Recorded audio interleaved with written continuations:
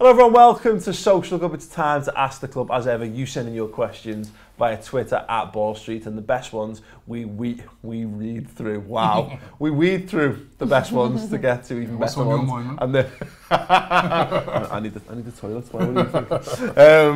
We're going to start off then. The Mesut era on Twitter asks, "What's the biggest mistake that Wenger has made this season?" Is it so many to choose from, right? Is it teasing his decision? Oh, yeah, that weren't cool. Actually, that, you know what, you've answered it. The biggest mistake he's made this season has been to create all the uncertainty by not telling people what he's doing with his future. Yeah, it showed so badly since Christmas. Our form's been totally terrible, and a lot of that's to do with the uncertainty. So yeah, that's the biggest mistake, definitely. Yeah. Look at Man City when they announced that Guardiola was taking over and Pellegrini, what was it, in March maybe that happened? Didn't exactly help Man City when that was announced. So it's kind of hypothetical whether or not it would have helped. If there's players there that don't know whether they're coming or going because they don't know whether the manager's coming or going. You know, the fans don't know what's happening. It's created a lot of tension between different groups of fans.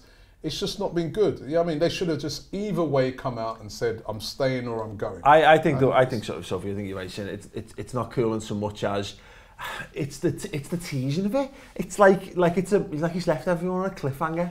He's very I'd say it's a very stubborn decision on his part, where I actually believe it probably stems from the fact that he actually doesn't agree with it. He's thinking, "Oh, I've done so much for this. Like, you know, when I want to leave, I will leave." But the fact of the matter, if you look at the stats, realistically, he should have just come out and said, and I actually think a lot of Arsenal fans would have had respect for him.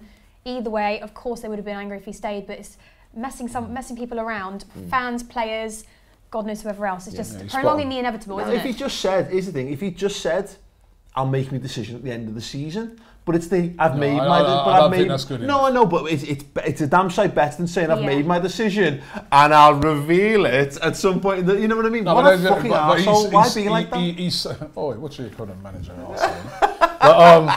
but listen, I don't think he's made his decision. That's why. I think when he came out and said that, he hadn't made his decision. He's still thinking what to do. He's still trying to think of the best time to drop that. What for some fans will be bad news. So this is not his spoken word album. He shouldn't be worrying about the best time to drop it. Yeah. He should just, you know, I don't envy the situation you guys are in because of that, because of the uncertainty around it. And I agree with what you're driving at, Sam, is that you can create more. You can actually create turmoil, in some respects, by messing with things during a season. But I don't think he's helped. I just don't think he's. I think the decision's pretty easy for Wenger. I think in his mind, why would he want to go anywhere? I think, you know, he's reached the age where he's at. I don't think he's going to get a better situation. It is basically his home. You know, I don't know why he would want to leave. It's whether or not the board is reached the point now that they want to get rid of him. It should be them making the decision. That's where the decision is not made yet. But exactly. But they... Okay, Harshal B, our good mate, says, "Does Sigurdsson deserve to play in a top 7 team?" Sam? Prior to scoring that free kick against us, he hadn't scored in 10 games, but I think Sigurdsson he's really stood out there. So the whole squad, they basically deserve to win against United at the weekend. We've had so many draws at Old Trafford this season where we've deserved to win, but that was where we were lucky to get the point out of it. And Sigurdsson was obviously the creator for that. Let's not talk about diving. We're talking about diving. Has anyone mentioned diving? It's weird, like I thought I didn't pick these questions this week. It's almost like there's an agenda in not just the mainstream media but the YouTube media as well. But what did you make of that? Was that a dive or not? What did you? It's one of those like Jamie Vardy dives. He's like leaving his tiny bit of his foot, so there's a bit of contact, but it's just. Of course, it was a dive. It's just that technically was you happy with it? We got a penalty. Of course, I'm happy with it. I'm not happy with the dive, but it's football. It goes around, comes around. I'm not going to be hypercritical. Football puts us into a weird position because I've been on this show many a time, and we've had this. Remember when I've defended dive, and I'll defend diving all day long. Are you still defending it? I'll still defend Remember it. the backlash you got? Absolutely. That was worse than my thing on the sun. That's what I get. I defended Didier Drogba for diving. I'll have you know, because I think it's all part and parcel of the. I think it's games. I don't have to agree with it morally, you know, like, but at the same time, footy's footy. I like winning football matches. And so anything you can take to win a football match, fine. But oh, how the mighty have fallen. Anyway, Gylfi Sigurdsson. Right. Yeah, back to Sigurdsson. Can I just say though, Gylfi Sigurdsson, he's had a chance at the top 17. He played for Spurs and it didn't. Pochettino, he said he regretted selling though. He was a good player, Sigurdsson. I think I could still see him in the top 17. It's very good. Replace Ozil with him, yeah? Anything to add? Shut up, man. Dan It's not my Rothbone, forte. Grande Bone. Which player has taken your attention this season and is potentially punching above their weight? Ooh. Victor Moses? Yeah, 100% I'd say that, yeah. That must have been a shock to you. I have always liked him. I've always thought wherever he goes, he's always been quite decent, or bar the odd club, or bar your club. But even when he was at Chelsea, I tend to see players as like when we had really tough managers like Mourinho in charge and he's not favoured them, I've thought, no, they actually could be really good under the right manager. And I've always thought he had it in him. I didn't think he'd be as consistent as he's been, and especially when he was out of the team for a while, it showed how much we missed him. But yeah, I'd definitely say he's up there with one of those. Okay. You don't have to go within your own clubs. You can go further beyond if you wish. It was a debate up in the office earlier about Jordan Pickford and whether every single season there's a goalkeeper down at the bottom that their team just gets pummeled, so they face more shots, so they look like better goalkeepers. But Jordan Pickford has been Sunderland's standout player in a year that they've looked absolutely trash. Yeah.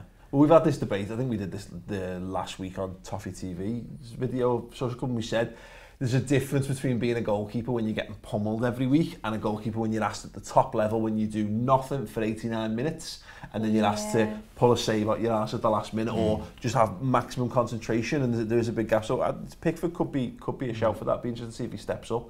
Is there anyone for you guys or anyone you? You know what? One of your guys, Lallana, has surprised me. Punching above his weight. I never used to think. I used to think he was okay, but I must admit he's changed my opinion this season. He's been really, really impressive. Yeah, no, he has. He was that was him coming back into the team against Watford the other night. It just completely changed how we approached the game. Yeah, everyone got braver. Even for England as well. Even for England as well, he's done well. He's been. The one, and it's probably slightly offensive saying punching above his weight, but someone like Josh King, I'd be interested to know whether he can do that over another season, or if another club came in for him and took him from Bournemouth, whether he'd be able to have that kind of impact, because he scored a lot of goals, he's looked really good, but there's a guy who, he's not 18 years old, just arriving on the scene. He's almost, his rise has been a really steady one, and he's kind of had a breakout season. David Luiz, nobody expected him to do anything. You could even say Cahill, really. Sorry, David Luiz, who's had £100 million worth of transfers. No, but you know what? Because you can say Gary Cahill. I think he's scored more goals than any other defender, hasn't he, in the league this season? Cahill's been impressive. And he might be not punching above his weight to some people, but to others who haven't rated him as highly, and he's scored all those goals as a defender, you can't really ask for much more. Okay. Orgasmic Origi. Met him. Divock Origi's orgasmic. Okay. Is that your pseudonym? That's my nom de plume. Asks best individual performance you've seen live when one player has won a game on their own, can be for or against you. Is it? Your hands in the air. I don't know. I think I'm going to go with Hazard. Okay. Do you remember against Arsenal? Oh, I forgot that game. I don't think you have. When he single-handedly ran through 5 of them, scored a goal. Mentalness. Ryan Giggs had a similar performance like that, didn't he? I mean, actually, have we all got? Come on, it's true. Michael Owen, FA Cup final 2001. When he single-handedly... All of you do, I thought we were talking about this season. No. It can be individual. You've seen live, one player has won a game on their own. Can be Alexis Sanchez against West Ham this season. It was single-handedly dismantled him. Is that a hat-trick? That's about all I was told on to. Yeah, he's a great hat-trick he scored in that game. Yeah. Speaking about hat-tricks and seem to talk about Arsenal, Van Persie's against Aston Villa when we won the title, he scored that volley, which was ridiculous. Actually, speaking of hat-tricks, Peter Crouch scored the perfect hat-trick, his only hat-trick of his career against... What is maybe this? Essien's goal against Arsenal was the best thing I've ever seen. Essien's goal against Arsenal, YouTube it guys, it's one of the best you've ever seen. Carnou's goal against Chelsea. Carnou's hat-trick against Chelsea. Remember that? No. Well, to Google it, yeah? No, That's the thing. Sad thing, you got to Google that stuff. the Michael Owen one for me though. You know, I've been to the League Cup final on my own early in the season. I was like, it was 2001, so I was younger. And then obviously went to the FA Cup final. You guys were battering us in that game. God. You were 1-0 up, and then Michael Owen showed up. He got a little total one in the box, and then Patrick Berger plays a ball down the left, and he bursts through, slots it past Seaman, does a monkey flip celebration. Michael Owen. I'm not one for crying, right? But I must admit, that day I nearly started crying, man. I couldn't believe it, man. That was unbelievable. Absolutely battered. It's a bit like when we beat you in the FA Cup. I was about to say, I'm glad you brought that up for context. We got battered. Right? I still don't know how we got. We nicked that FA Cup that year. That was on penalties, right? Yeah. Okay. Patrick Vieira. Elliot Ward, Wardy 96. Who's over and underachieved with the squads they have? Let's stay within our own clubs, I guess, for this. Who's I'll kick it off. Overachieved. It's probably someone like maybe Mignolet in goal. I don't think anyone. These are individual players. Yeah, let's go. Oh, actually, no. I'll tell you what. No, you're right. With squads. Okay, no. Let's do it in a general sense. Who's over and achieved with the squads they have? Then, in that case, yeah. Actually, to be fair, probably Liverpool. If Liverpool finish in top 4, to go from 8th in the Premier League to get to the top 4. We spent a load of money in that team, man. None. Yeah, we spent. You got Jurgen Klopp as manager. No. That's not overachieving. I don't think it's. You should be getting into the top 4. No, maybe. But I think if we finish in the top 4 at the expense of a Man United, a Man City, and an Arsenal, I think that represents a good season for Liverpool, because at the start of the season, all the bookies and all the pundits would have put all those clubs above us. In terms of underachievements, it's got to be Arsenal if you don't finish in the top 4. Underachievement, yeah, we're up there. I think it's Man United. I think are quite. United have got to be up there as well, because we are. To be struggling, after all the investment in the summer, Pogba, Ibrahimovic, Bailly, all these guys, and to be still just struggling to get into the top 4. I'd love to be able to disagree, but United have had so many.